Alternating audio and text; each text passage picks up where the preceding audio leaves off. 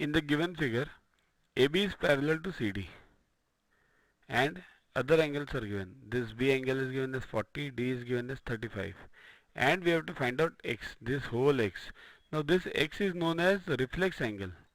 Remember that three, four types of angles. That was one was acute angle less than 90, then right angle, then obtuse angle greater than 90. Then after obtuse angle, then comes the reflex angle, which is greater than 180 but less than 360. So this is a reflex angle, and full complete circle, it becomes what? Some books call it whole angle.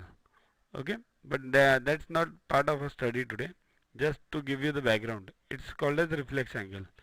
So now what? AB is parallel to CD. What you do is you construct a line PQ parallel through O, which is parallel to AB and CD. See here, you have to construct it yourself. Okay. Now what happens? This PQ is parallel to AB also, and it is parallel to CD also. So what? AB is parallel to PQ. AB parallel to PQ. So this ABO and angle BOP, what are these now? Interior angles on the same side. So this B angle plus BOP angle would be 180 degrees, because interior angles are supplementary. So what happens next? Therefore BOP equals to 180 minus 40, because this is 40, so 140. Similarly PQ parallel to CD.